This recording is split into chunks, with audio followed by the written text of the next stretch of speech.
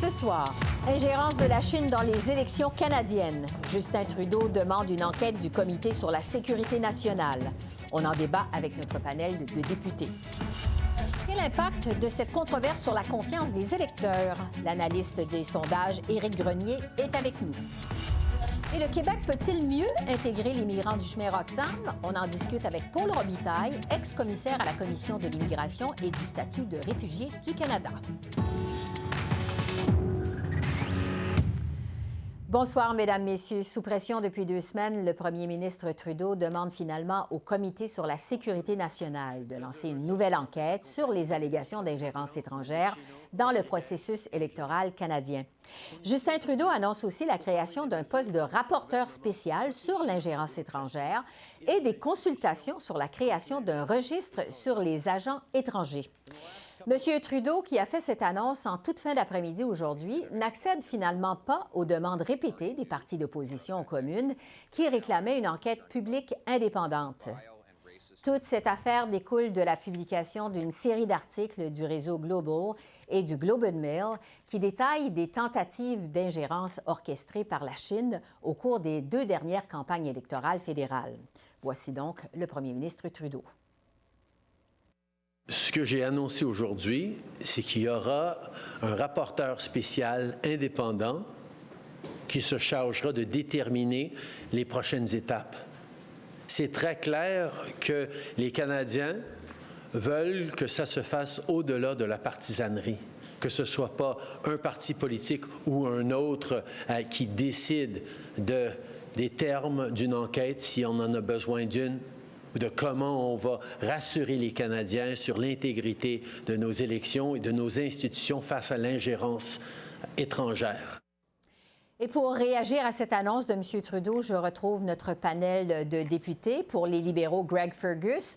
Pour le Bloc québécois, René Villemur. Et pour le NPD, Alexandre Boulris. Je vous mentionne que les conservateurs ne nous ont pas envoyé de représentants. Alors, bonsoir à vous 3. Bonsoir. Donc, on vient d'entendre M. Trudeau qui demande une nouvelle forme d'enquête, finalement, sur les allégations d'ingérence étrangère, une enquête qui va être menée par le Comité sur la sécurité nationale.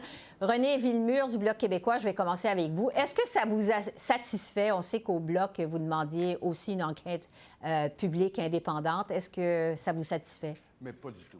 On demandait une enquête publique, indépendante et transparente. Et là, l'enquête, ce qui va se passer, c'est que ça va avoir lieu dans le Comité sur la sécurité qui siège à huis clos. Donc, à notre demande de transparence, on a obtenu de l'opacité et de l'obscurité. Donc, visiblement pas satisfait. Au NPD, qu'est-ce que vous en pensez, Alexandre Boulris? Bien, déjà, il faut mettre sur la table qu'il est question ici de l'intégrité de notre processus électoral. Dans une démocratie, il n'y a rien de plus important que ça, puis de la confiance que les citoyens et citoyennes peuvent avoir envers leurs institutions.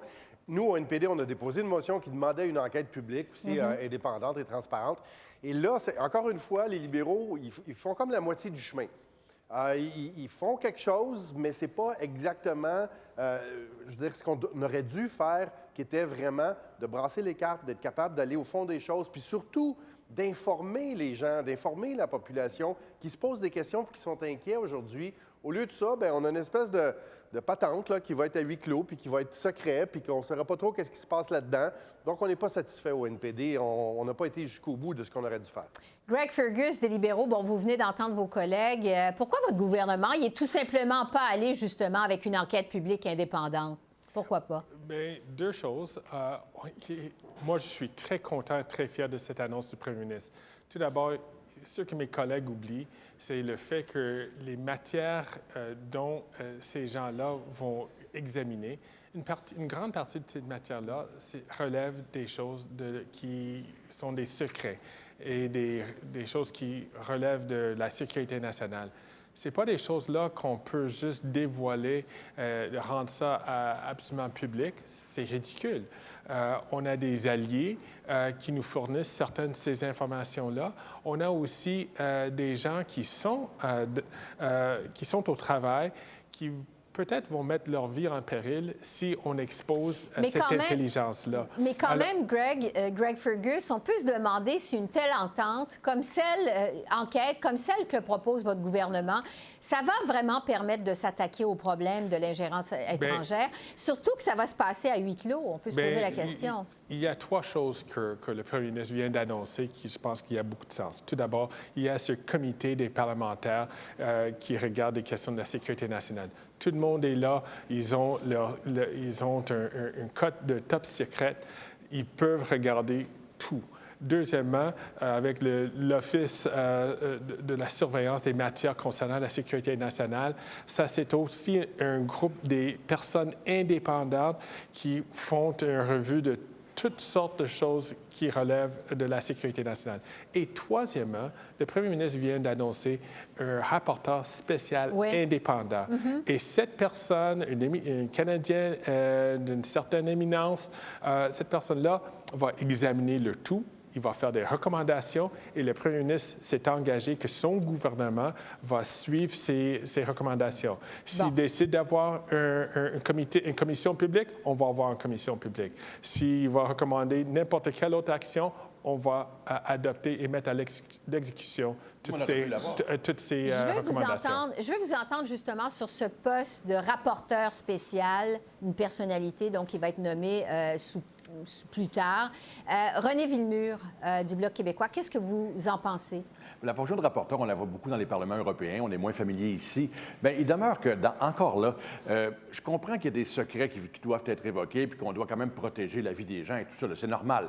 Mais ça n'empêche pas d'installer cette enquête-là dans un comité qui ne pourra rien dire, parce qu'on comprend que la Code de sécurité de huis clos, c'est pas de nature à donner confiance. Présentement, on a une confiance qui est endommagée. Ça mène ça à la méfiance, c'est ce qu'on voit actuellement. Et la méfiance, vous savez quoi, en bout de ligne, c'est de la défiance. Donc, il faut faire très attention. Je crois qu'on sous-estime l'importance du manque de confiance ou du manque de foi que le public a envers le gouvernement. Et ça, c'est dommageable pour tout le monde. C'est dommageable pour le processus électoral, c'est dommageable pour l'ensemble de la population. Et ce n'est pas sous le couvert du secret que l'on va rassurer la population en disant que quelqu'un, quelque part, rapportera quelque chose éventuellement, puis on fera ce qui sera recommandé. Ce qui est recommandé, c'est une enquête publique, indépendante et transparente. Bon. Alexandre Boulris, au NPD, sur ce poste de rapporteur spécial, qu'est-ce que vous en pensez? C'est pas une mauvaise chose en soi. Il faudra voir quel va être son mandat, sa mission, les ressources qui vont être mises également à sa disposition. C'est comme le Comité sur la sécurité nationale. C'est le comité qui existe, qui peut faire son travail, c'est correct. Mais nous, au NPD, ce qu'on se dit aujourd'hui, c'est est-ce que ces annonces-là vont être de nature à être suffisantes pour rassurer les gens? Et là, on a un doute. Et on pense que vraiment être capable de mettre carte sur table. Puis je pense qu'une commission publique aurait pu aussi avoir des parties qui auraient été à huis clos, parce qu'on ne veut pas mettre en danger notre sécurité nationale. On comprend très bien ça. Mais je pense que ça aurait été un outil qui aurait été beaucoup plus transparent que les demi-mesures un peu qu'on nous propose. Oui. Je vais vous entendre maintenant sur l'impact de toute cette controverse sur la confiance des Canadiens. Je vais vous poser la question à chacun d'entre vous. Est-ce qu'il n'y a pas quand même un risque de nuire à la confiance des électeurs si on ne fait pas toute la lumière sur cette affaire? D'autant plus que si ça se passe à huis clos, on va avoir un sentiment que ce ne sera pas transparent comme processus. René Villemur, qu'est-ce que vous en pensez? Bien, ce n'est pas transparent. Puis, vous savez, la transparence, c'est ce qui encourage ou amène, ou fédère la confiance. Et actuellement, il y a un manque de confiance. Comme je disais, la méfiance est installée. J'ai peur que ce soit la défiance qui ne se manifeste par la suite. Pour moi, c'est nettement insuffisant. Ça ne va pas permettre aux gens d'être rassurés. Ce qu'on veut au Bloc québécois, c'est de pouvoir rassurer les citoyens que ces éléments-là sont examinés sérieusement. Je ne dis pas qu'ils ne le seraient pas, mais on ne le saura pas. Et si on ne le sait pas, le doute s'installe. Et ça, ce n'est pas bon en démocratie d'avoir le doute sur un processus électoral ou sur une enquête d'une telle ampleur. Alexandre Boulris, sur la confiance des Canadiens. C'est dangereux. On est dans un terrain glissant en ce moment. Et je pense qu'on devrait être capable d'avoir une étude publique puis approfondie sur les ingérences de divers pays, des États ou des fois des organisations qui ne sont pas des États, mais qui utilisent les médias sociaux pour influencer le vote des gens, les électeurs, les électrices. Et je pense qu'on a juste la pointe de l'iceberg en ce moment. Puis je pense que ça serait important d'être capable d'aller au fond des choses, qui ne pourra pas être permis avec ce qui a été annoncé par les libéraux aujourd'hui. Oui, Greg Fergus, justement, là-dessus, est-ce qu'il n'y a pas un risque de nuire à la confiance des électeurs si on ne fait pas toute la lumière sur cette affaire? On va faire toute la lumière sur cette affaire, mais ce qu'on va faire, c'est que les gens vont examiner des documents qui sont secrets ou des sources qui sont secrets, mais ils vont publier un rapport. Ce rapport va être publié, ça va être rendu public. Ça, c'est là, les gens vont avoir confiance. Et une chose, juste pour dire, le comité de sécurité, le comité des parlementaires sur la sécurité nationale, à chaque année, ils publient leur rapport sur toutes leurs activités et puis ils donnent une belle description de ce qu'ils font jusqu'au point qu'ils ne vont pas dévoiler des choses qui relèvent de la sécurité, d'un secret. Mais ils sont imputables et ils publient un rapport à chaque année. Ça, c'est le plus important et les Canadiens peuvent avoir confiance dans le travail qu'ils font. Oui, René Villemure, parce que Greg Fergus dit « on va faire toute la lumière ». On reconnaît toujours un discours libéral passé au futur. Mais il reste qu'en bout de ligne, à la demande de transparence, à la demande de lumière, on a réagi par de l'opacité. Je crois que le citoyen ne sera pas satisfait. Nous ne sommes pas satisfaits. Et je vais vous dire un peu comme c'était mentionné plus tôt, il y a des choses qui doivent demeurer secrètes, ça va, là. Mais dans l'ensemble d'un processus, présentement, là, on nous dit « vous verrez plus tard ». Bien, plus tard, le doute va être installé encore de manière plus solide et malheureusement, ce n'est pas bon pour personne. Mais c'est la raison pour laquelle, de ce que mon ami René vient de dire, c'est la raison pour laquelle c'est tellement important de nommer quelqu'un indépendant. Il ne va pas avoir des débats politiques ou partisans. Ça va être très limpide et on peut avoir confiance dans cette personne, cet personnage de haute qualité qui va mener cette étude. C'est qui? Alexandre? Pas de scoop? Non, il semble qu'il va falloir attendre pour avoir le nom de cette personne. On a parlé d'une personnalité importante au Canada, donc ça va être à suivre. Alexandre Boulris, je vais vous laisser le mot de la fin. Bien, je pense que c'est aujourd'hui encore là, on a vu une demi-mesure et je pense que les gens ont le droit de savoir qu'est-ce qui se passe comme ingérence politique dans nos processus démocratiques puis électoraux. Je pense que les citoyens et les citoyennes sont curieux, sont intrigués puis sont inquiets en ce moment. Malheureusement, ils n'auront peut-être pas de réponse avec ce qui a été annoncé. Oui. Et pour terminer avec vous, Alexandre Boulris, parce qu'au NPD, bon, vous demandiez une enquête publique pour faire la lumière sur toute cette affaire d'ingérence. Il y a votre chef, Jack Meeting, qui n'a pas fermé la porte à mettre fin à votre entente pour garder les libéraux au pouvoir s'il n'y avait pas d'enquête publique sur l'ingérence dans les élections. Finalement, est-ce que vous pourriez mettre finalement votre menace à exécution? Bien, on verra dans les prochains jours. On verra quelles vont être les discussions du caucus aussi mercredi matin. Je ne ferai pas de stratégie ici sur la place publique, mais il y a des choses quand même qui sont importantes dans cette entente-là qu'on veut réaliser cette année. Soins dentaires pour les adolescents, pour les personnes aînées, une loi anti-briseur de grève, logement autochtone également. Alors, on va devoir peser le pour et le contre.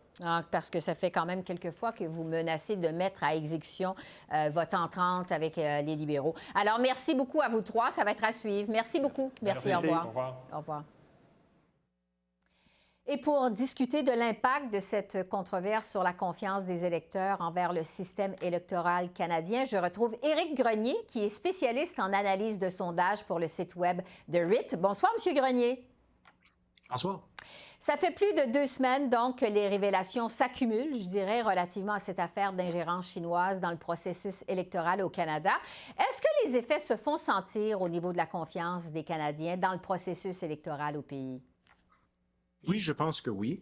On a vu quelques sondages depuis les dernières semaines qui indiquent que la majorité des Canadiens, et des fois la grande majorité des Canadiens, pensent que oui, la Chine a tenté d'influencer nos élections et aussi que ça pose un risque, une menace très grave pour notre démocratie. Donc, oui, absolument, les Canadiens, ils suivent cette histoire et ils ont beaucoup d'inquiétudes. Oui, parce qu'on sait que les conservateurs font pression ici à Ottawa sur le gouvernement Trudeau pour demander une enquête publique, le Bloc québécois et le NPD aussi. Je me demandais, est-ce que vous constatez également une différence dans la confiance des Canadiens selon leur allégeance politique? Oui, je dirais oui, mais il ne faut pas exagérer. Si on regarde les sondages, c'est une majorité qui pense que la Chine pose un risque grave pour notre démocratie. On voit aussi que c'est plus important parmi les conservateurs et les bloquistes, et moins parmi les libéraux et les néo-démocrates. Mais quand c'est une question plus partisane sur l'intégrité des élections, là, on voit une différence très importante côté partisan. On voit que le dernier sondage d'Angus Street indique que plus que 40 des conservateurs et 35 des bloquistes pensent que les élections en 2021 étaient volées par la Chine. On voit seulement 6 à 5 parmi les libéraux et les néo-démocrates. Donc, c'est là où il y a une très grande différence côté partisan. Mais sur cette question de l'ingérence, si ça a eu et si ça passait, et s'il y a aussi un grave risque pour le Canada et notre démocratie, ça, il n'y a pas la même grandeur de différence parmi les conservateurs et les libéraux. Selon les allégeances politiques. Pour ce qui est maintenant de la pression pour une enquête publique, je le disais, les partis d'opposition communes en réclament une. Est-ce qu'il y a un appétit pour une enquête publique au sein de la population canadienne?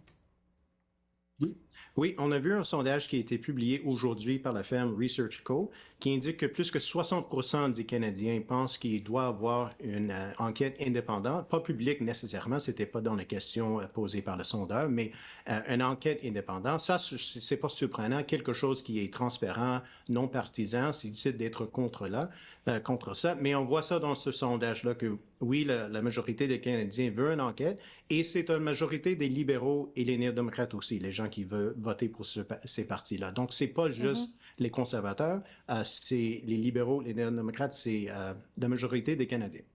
Toute cette controverse, M. Grenier, ça suit Justin Trudeau depuis la reprise des travaux aux communes au mois de janvier. Est-ce que, finalement, ça nuit aux libéraux de Justin Trudeau?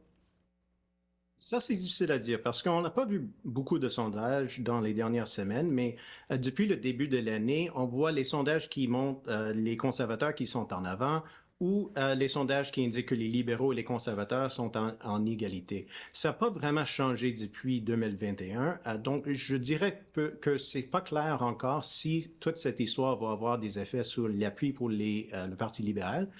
Les sondages qui suivent dans les semaines qui suivent, ça va être le moment de dire si oui ou non ça va avoir un effet, mais en ce moment, je dirais non.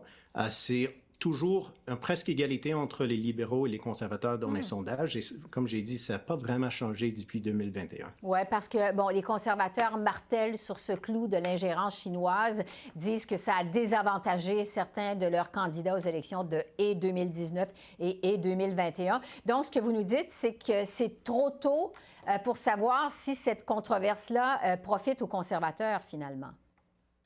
Oui. Et on peut dire aussi qu'il y a deux choses qui indiquent que peut-être ça va être difficile pour les conservateurs d'avoir beaucoup de gains dans cette histoire. Un, Pierre Poilievre a toujours un peu de problème avec sa propre popularité, surtout au Québec.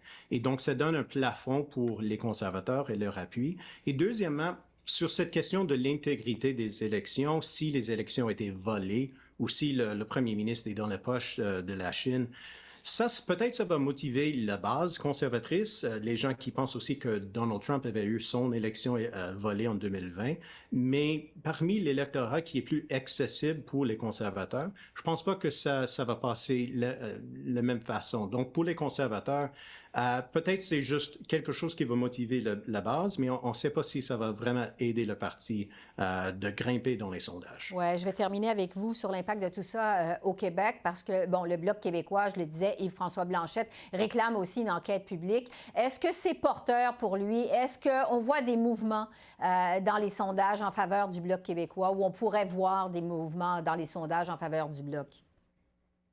Dans la plupart des sondages, le Bloc québécois est toujours entre 30 et 32 %, donc ça n'a pas vraiment changé depuis les dernières élections. Mais il n'y a pas grand risque pour Yves-François Blanchet dans cette histoire-là parce que le Bloc n'est pas impliqué, leur candidat n'était pas impliqué dans toute cette histoire.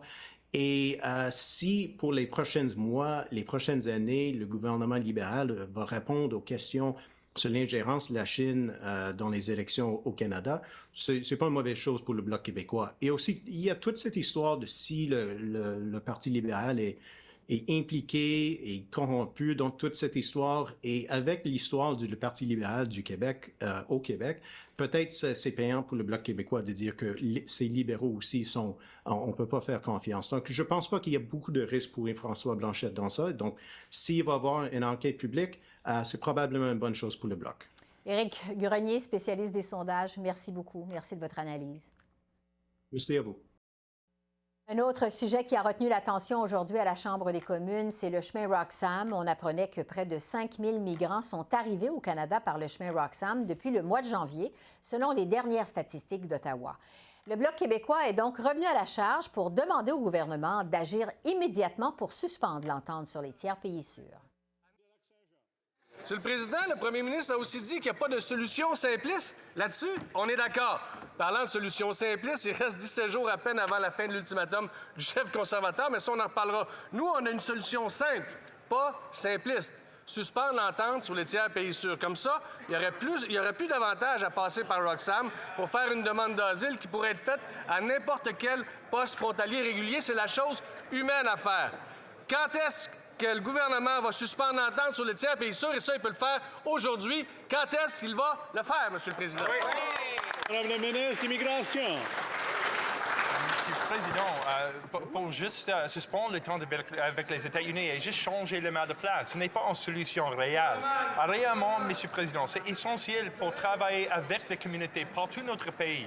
C'est essentiel pour continuer notre travail avec les États-Unis et avec les provinces. J'ai une rencontre avec le ministre, mon homologue de la province du Québec. Je vais continuer de travailler avec elle et avec les autres provinces et la communauté pour trouver une solution durable.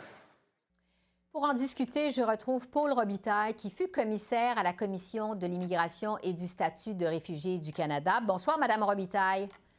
Bonsoir, Esther. Vous étiez aussi, jusqu'à la toute dernière élection au Québec, l'automne dernier, député libéral de Bourassa-Sauvé. C'est une circonscription montréalaise qui accueille beaucoup d'immigrants qui entrent justement par le chemin Roxham.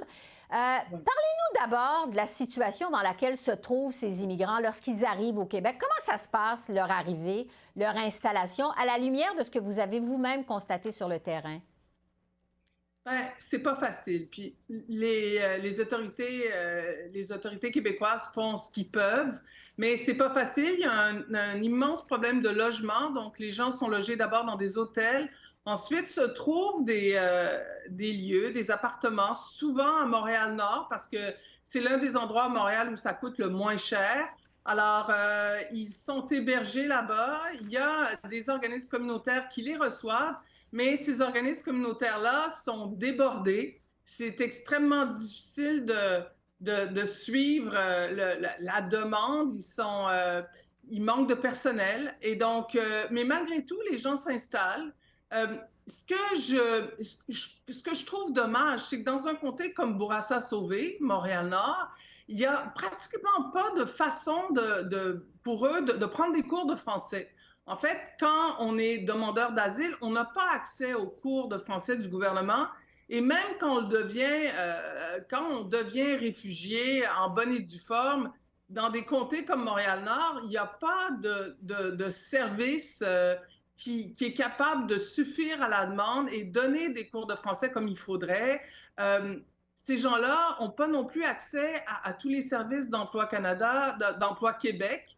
Ils ne peuvent pas non plus mettre leurs enfants en garderie. Alors imaginez, Esther, il y a beaucoup de femmes qui sont monoparentales, qui arrivent avec leurs enfants et qui ne peuvent pas aller travailler et qui voudraient travailler. Donc c'est extrêmement difficile. Les organismes communautaires sont vraiment pris à la gorge. Alors, tout le monde fait du mieux qu'on peut, mais c'est pas facile. Oui, parce qu'il y a déjà quand même des programmes qui existent au Québec pour recevoir ces migrants.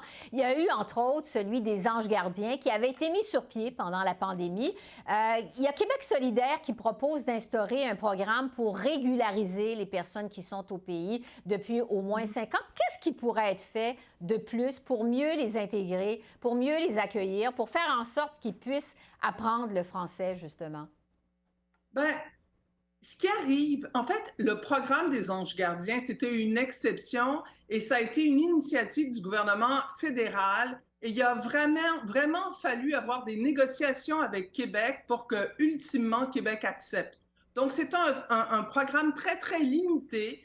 Maintenant, les autres provinces au Canada ont des programmes, ce que le Québec n'a pas.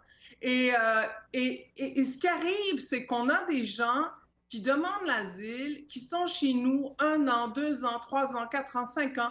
Ils ont des permis de travail, mais ces gens-là vu qu'ils ne sont pas demandeurs d'asile, vu qu'ils ne sont pas reçus réfugiés, ils ne sont pas des résidents permanents, ils n'ont pas accès à une foule de services et c'est extrêmement difficile de s'intégrer pour ces gens-là et ils demeurent dans la pauvreté. Donc, ce que Québec solidaire propose, c'est qu'après 5 ans, les familles qui ont au moins un enfant, des gens qui travaillent, qui parlent français, puissent avoir une résidence permanente, puissent avoir accès à une résidence permanente. Et je pense que c'est nécessaire de permettre à ces gens-là de faire partie de la société à part entière. Ils pourront payer des impôts, ils n'auront pas à prendre un job ici, là, au noir, parfois, souvent. Ils pourront contribuer à la société, ils pourront s'intégrer, leurs enfants pourront bien s'intégrer. C'est important, ça, parce qu'on ne veut pas que ces gens-là soient marginalisés. Donc, faire partie de la société à part entière. Et là, on sait qu'Ottawa envoie maintenant en Ontario de façon massive les migrants qui entrent au Québec par le chemin Roxham. On sait que le Québec, évidemment, comme partout ailleurs au Canada, vit une pénurie de main-d'œuvre. Est-ce que le Québec est en train de manquer une belle occasion? Bien, c'est une force vive, ces migrants-là. C'est des gens qui peuvent aider, c'est des gens qui veulent aider. Et, permettez-moi, Esther, moi, je trouve ça un peu absurde qu'on déplace le problème, qu'on mette ces gens-là sur des autobus et qu'on les envoie en Ontario. Ça fait simplement déplacer le problème. Est-ce qu'on ne pourrait pas avoir une solution concertée, bien organisée, où les migrants qui parlent français puissent rester au Québec, contribuer à l'économie québécoise parce qu'il y a des pénuries de main-d'œuvre importantes au Québec dans tous les secteurs. Il y a des régions comme Sept-Îles. Quand j'étais députée, je suis allée à Sept-Îles, je suis allée sur la Côte-Nord.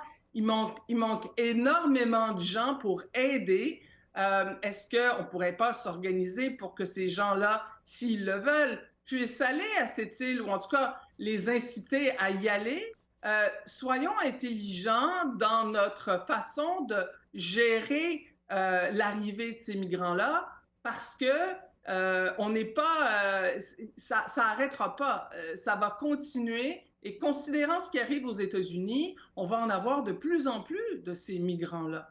En ce moment, ils arrivent par Roxham Road. Mais jusqu'à quand on va être capable de canaliser l'arrivée de ces gens-là? Oui, bien, ça m'amène justement à vous parler de l'entente sur les tiers pays sûrs. On sait que plusieurs demandent au gouvernement Trudeau de faire pression sur les Américains pour suspendre cette entente. Est-ce que vous pensez que vraiment ça réglerait le problème? Suspendre l'entente? Bien, appliquer l'entente et fermer la frontière comme certains voudraient au Québec, ce serait une catastrophe parce que on n'arrêtera pas les gens de passer et on va perdre la trace de ces gens-là. Suspendre l'entente, il y a en ce moment aux États-Unis une entrée importante de gens, une entrée illégale de gens à la frontière sud des États-Unis et le système où on demande l'asile aux États-Unis est débordé. Il y a 1 million de dossiers en attente. Ça prend 5 ans avant qu'on puisse entendre une demande d'asile aux États-Unis. Donc, évidemment qu'on va avoir des gens qui vont vouloir de plus en plus venir au Canada. Si on lève l'entente, l'accord de tiers pays sûrs, ben, ça va permettre à ces gens-là de demander l'asile tout le long de la frontière terrestre avec les États-Unis, pas seulement au Québec. Donc, on pourrait avoir un peu plus de gens qui vont demander l'asile, mais pour le Québec, ça serait probablement mieux, Esther, parce que tout ne serait pas concentré sur le Québec, ça serait étendu tout le long du Canada. Donc, pour le Québec, probablement mieux. Peut-être qu'Ottawa craint suspendre l'entente parce qu'ils ont peut-être peur d'avoir encore plus de gens qui vont demander l'asile au Canada. Paul Robitaille, merci beaucoup. Merci. Ça fait plaisir. Alors voilà, c'est comme ça qu'on a vu l'essentiel de l'actualité de ce lundi 6 mars sur la colline parlementaire à Ottawa. Esther Bégin qui vous remercie d'être à l'antenne de CEPAC, la chaîne d'affaires publiques par câble. Je vous souhaite une excellente fin de soirée et je vous dis à demain. Au revoir.